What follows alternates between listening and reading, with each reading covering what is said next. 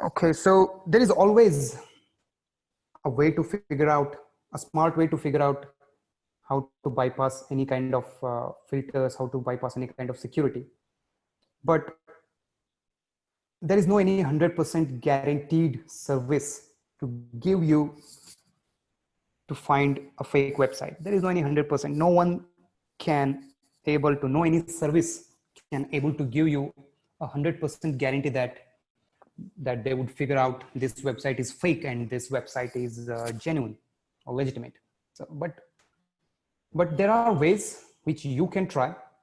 So we call this as anti-phishing. So where you try to stop the phishing attack and detect a phishing attack. So it is divided into two sections.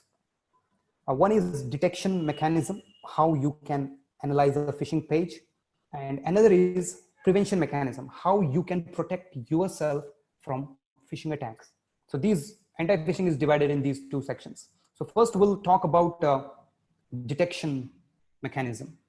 So there are two ways. One is automatic analysis, where you can use free or paid services to figure out whether any website is fake or genuine.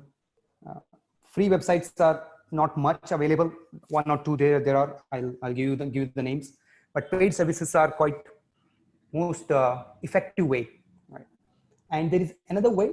We call this as manual analysis. It's pretty time consuming because you have to analyze the domains, you have to analyze the IP address, the content inside the website, code wise, obviously, not the visual wise. So you have to analyze the code, you have to analyze the DNS, you have to analyze, there are many factors which are part of this manual analysis, which is time consuming. Again, it's a little bit difficult. Even though if it's time consuming, that doesn't mean it's easy one. It's pretty difficult to perform manual analysis, but most companies do that. Cybersecurity professionals, there is a different team who performs anti-phishing techniques, manual analysis within a company.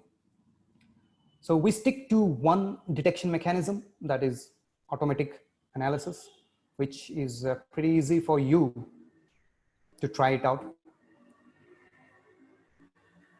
So these are, I have displayed the names of a website, which you can try it whenever you have time. So automatic analysis, as I said, it might be free, it might be paid. So the first is widely popular. It's called as checkfish.ai. So this site is based on machine learning technology. So they use machine learning technology to analyze phishing websites, web links, and gives you result on the screen instantly. So sometimes, most of the times it gives you the actual result, but even when we think that our phishing can be detected, there are some ways which you can able to bypass these kind of security controls also. So we do this kind of testing at the time of pen test or penetration testing to bypass their security measures, just to figure out how their security system works. So there are ways which you can also bypass the checkfish, but most phishing pages can be detected by these 3 or 4 websites. So checkfish is my personal favorite. If you want to try, you can try the fishtank.com, which is not instant result. They doesn't provide you instant results. They provide you, you have to log in, you have to give them the phishing link. They need to analyze it on their own, volunteers work on fishtank.com. And once they find out, once they have enough evidence, whether it's fake or legitimate, they give you the result to your email address. So it's a little bit time consuming. And we have virustotal.com. So multiple features VirusTotal has.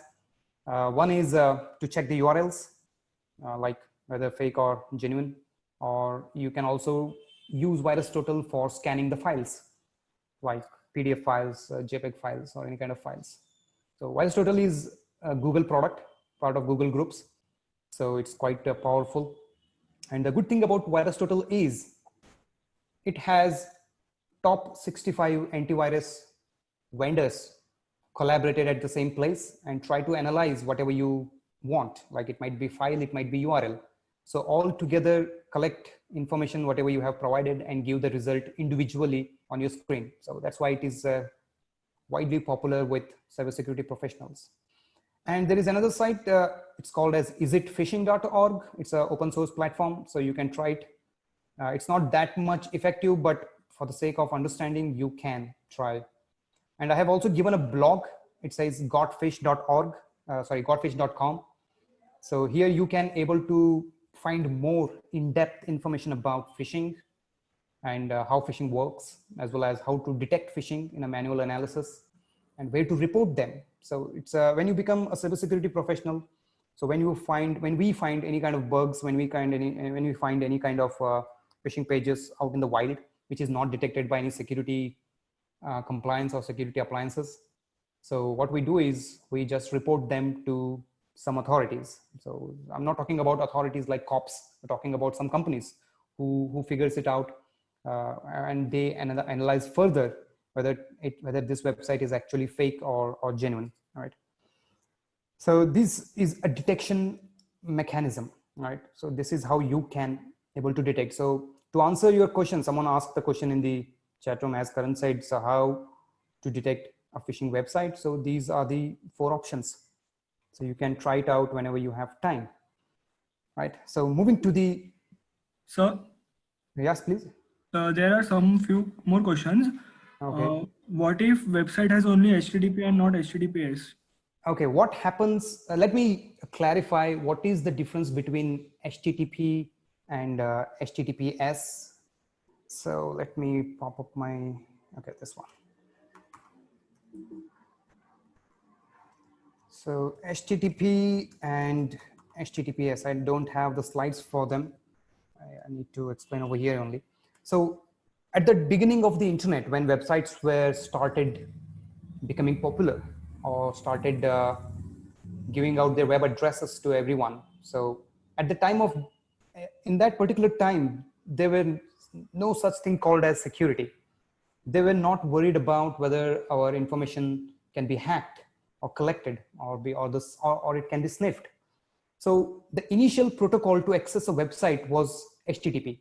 So we call this as a clear text protocol, okay? So it's a clear text protocol. That means whenever you visit any website which starts from HTTP, whatever you do on that website, it's possible to monitor your communications. Let's say, for an example, let's assume if you're using facebook.com. Facebook doesn't support HTTP, but let's, for the sake of understanding purpose, let's say if you have a facebook.com and doesn't have HTTPS, but only HTTP. So whatever you do on the facebook.com, like posting, like chatting or sending pokes or anything like that, everything can be monitored if the site has HTTP. That's the reason we call this as clear text protocol. So with the help of this attack, what we call this as a sniffing attack, you can able to sniff in between the user and the server, right? So if the site has HTTP protocol, then it's very easy to sniff any kind of data. So what people sniff, if there is an HTTP protocol, most of the time they are interested in passwords or the attachments. What if you are sending any kind of attachments using a website or uploads for the sake of the understanding, let's call them as uploads. All right. So you can do whatever you like if it's an HTTP. So anybody can sniff anything they want. For that reason, they came up with a security protocol, what we call this as an HTTPS. Most of the now popular websites, famous websites, supports by default HTTPS. So you don't need to worry about whether any website like Facebook or Amazon or Flipkart or any internet banking websites or any kind of popular websites, does they support HTTPS or not. By default, they have HTTPS support. They would not fall behind HTTP. They would not revert to HTTP at all. By default, they have a strict security policy that all connections of users should start with HTTPS, right? So if you're using fb.com again, which Facebook uses all the time. So whatever you do on HTTPS, so everything is encrypted. Okay, so when I say encrypted, it simply means it's not in a readable format. Only the server can able to read it. In between you and the server, no one can able to intercept. You can try. There are ways you can try to intercept or sniff the data packets, but it's very hard to decrypt the encrypted messages or encrypted connection. So this is the main reason between how HTTPS and HTTP and HTTPS works. So if you see any website, HTTP, what I recommend is do not put any kind of personal information. Do not provide any kind of personal information on HTTP sites. So you don't know who might be sniffing your data in between you and the server. So if you see HTTP, then my first instinct would always do not do anything, do not provide anything which is related to me, right? So even though most of the sites nowadays provide HTTPS service, but still there are some websites which still available who has HTTP, the oldest protocol. Right? So this is the main difference between HTTP and HTTPS. There are much more things, technical differences, but if I have to explain in a little time, this would be that. So HTTPS are widely available, but still, as you saw the earlier practical, attackers nowadays can also have the HTTPS protocol for their phishing pages. So all you have to do is buy the certificates. So we call them as TLS or SSL certificates. So these certificates are available on GoDaddy, on Big Rock. Even Google can provide you certificates if you pay them. Obviously, if someone reports it, then you'll get banned. You will not able to revoke the certificates again.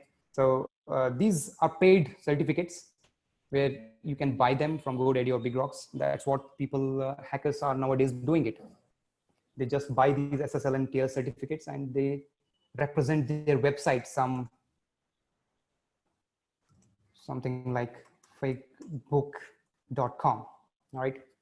So if you see something like this and you have HTTPS, so again, as I said, anybody can buy these certificates, right? So if you want more information on this, if you want to learn more about HTTP and HTTPS, you can check this site, how https.works. It's one of the best website to make you understand in an easiest way how HTTPS works.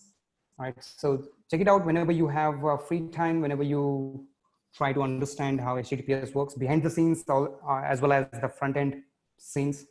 So this is how https.works. This is the site name. Right. So moving to the next part of the slides, coming back to this, right? So this is the detection part. So now let's see the full tweet of Brianne. She tweeted last month. So as we already know, the 64-digit passwords already stolen from her, but somehow Google blocked this specific attack using a Google product called as Google Titan. It's a security product developed by Google itself. It is still not available in India, but if you live in US, UK, and some other European countries, then you can buy them from the store. But it is not still available in Indian market, not for Indian users at least.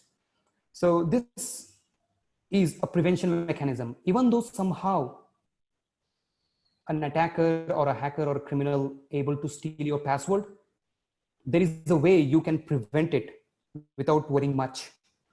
So as you can see on the screen, there is a screenshot of her message. It says Google blocked someone with the password for Brianna@the web address from signing into the account. And learn more, there is a link. So Google somehow blocked, and that somehow technique, what we call this as a prevention mechanism for phishing attacks. So there are two ways to prevent your accounts from phishing. Let's assume your account password has been leaked. In those conditions, even this prevention mechanism still works. Even if I give you my password of LinkedIn, you would not able to enter. You would not able to log in, because I have a prevention mechanism, what we call this two-factor authentication. That's the first kind of mechanism. And second is multi-factor authentications. So two-factor authentication, I strongly recommend, I suggest you to please enable two-factor authentication on all of your accounts. Most popular websites like LinkedIn, Instagram, Facebook, Twitter, most big companies, famous companies already provide a support for two-factor authentication. You already know what is two-factor authentication, but you just don't know what it is. If I have to say it in 3 letters, see 3 characters, then this is that: OTP, one-time password. All right. So you already know what is one-time password. That's a general name for it, but the technical name is two-factor authentication. All right. So when you, if I have to explain what is in more in detailed format, it's an analogy just to make you understand. Just go through this text messages and you will understand what is two-factor authentication.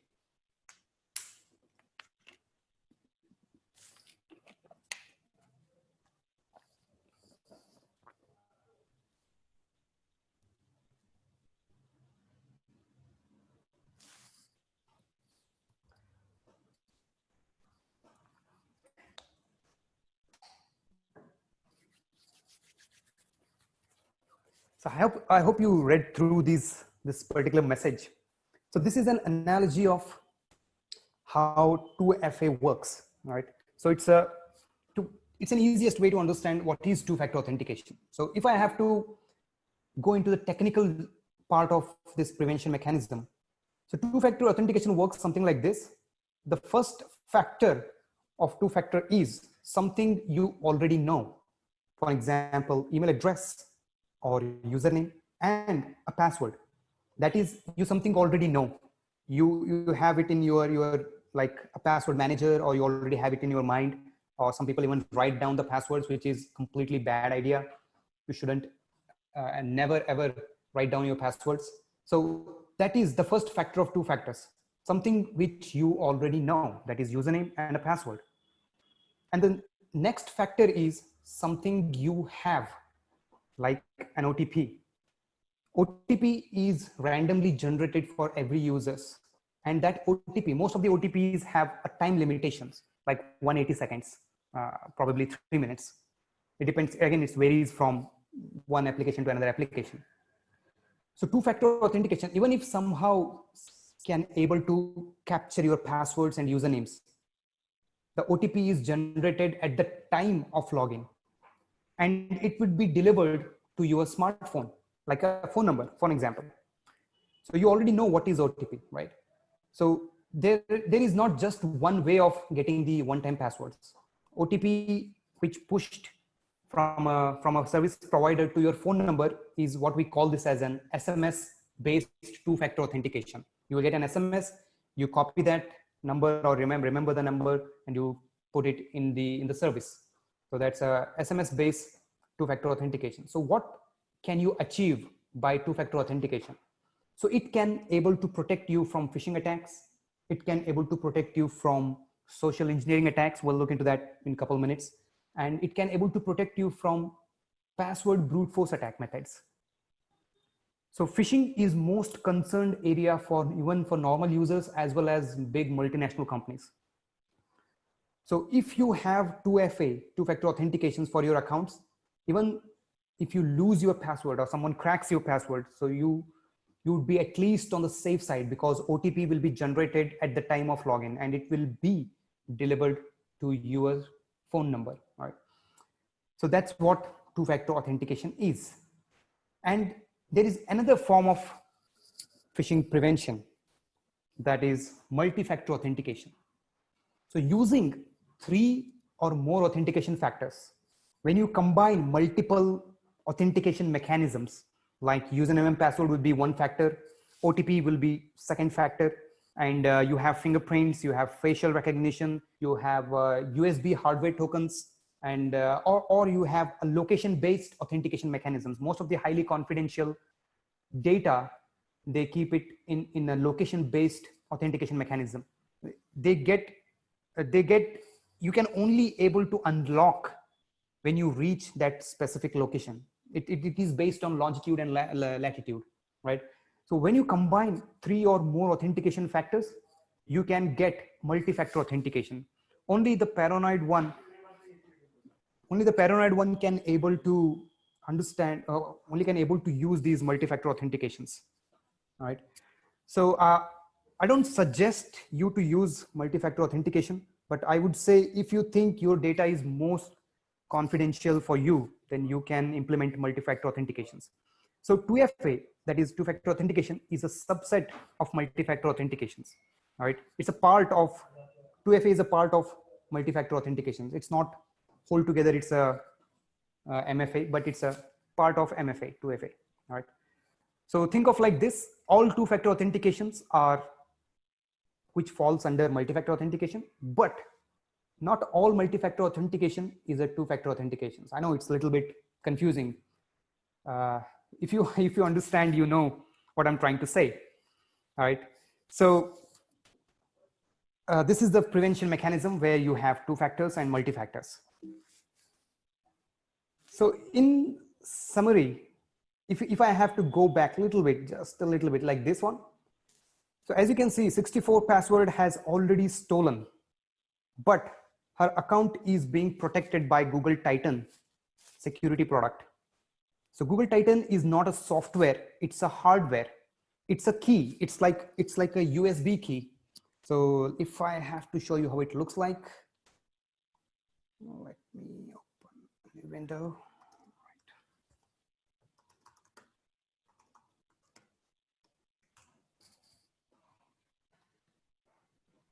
So this is how it looks like. This is a Google security, Titan security key. All right. So they have a product name called Titan, and this is USB based, and also they have a Wi-Fi enabled keys also. So every time you log in, you have to visit the website, like let's say google.com, gmail.com, and you input your username and password, and you press enter. So most of the time you'll get access to inbox. But now if you enable Google Titan or multi-factor authentication, if you have to plug the USB drive every time you log in. So even if someone gets hold of your password, they should also have access to your security key. So this is an advanced version of security, right? So I would not suggest you to use this specifically using hardware keys, but you can use multi-factor authentications, right? So that's one of the best way to protect your accounts from security leaks. All right, so there is another one. If you really want to try this security key based authentication mechanism, you can try this company's product called as YubiKey. Right? YubiKey is available in India. You can get it from either from Amazon or Flipkart, or you can directly buy them from their website. So this is again, this is not Google product. This is a different company's product, but still it works likewise. So a USB key which protects you from phishing attacks. So every time you log in, you have to plug this USB to your computer. If you have what you can say, if you have a phone and you don't have a USB connection, because not all phones have OTG converters on the site.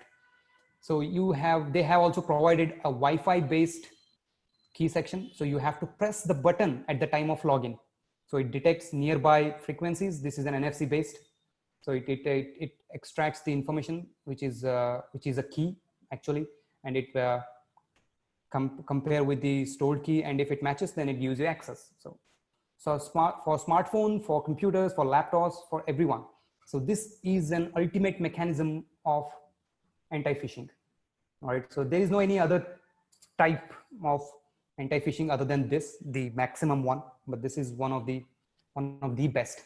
If you want to try, you can try this one. So this would cost around 3,500 rupees for one device, and this device can hold millions of passwords, millions of accounts. So you don't need to buy another one, or every account. You don't need to buy single UB keys or security keys for every account. So one key can able to give protection from all the phishing attacks. All right. The only downside of this is you have to carry it everywhere. If somehow it gets damaged, like physically damaged, somehow you lose it, somehow someone stole it, then it's very hard. So that's why what security professionals prefer is they buy 2 or 3 different YubiKeys and they clone them. They use same accounts for they put all the passwords, all the keys, not passwords, all the keys inside one, and they clone them and keep it safe somewhere else. Right. So this is how they do this. But as I said, this is not for everyone. You have to be very paranoid to use this. Unless you want to try, then you're welcome to try it. So that's the prevention mechanism for phishing. So if I have to summarize, so I strongly suggest you to enable two-factor authentication. This is the only way you can prevent yourself from account hacks. Instagram supports 2FA, Facebook supports 2FA, WhatsApp supports 2FA. Most of the popular website services already providing you 2FA service, but most people are not using. So I recommend you to use 2FA on all of your accounts, right? So second is scan the websites whenever someone sends out a message or an email to you to click here, click there. So all you have to do is copy the link and check this with checkfish.ai and understand by your own whether to click this link or not. And check the spellings as you did with the Flipkart, as you did with the fake LinkedIn account, LinkedIn page. Always check the spellings of email address, name, signature, spellings of website itself. Check for the HTTPS and web address, and check the spellings to make it more believable. And always check the full address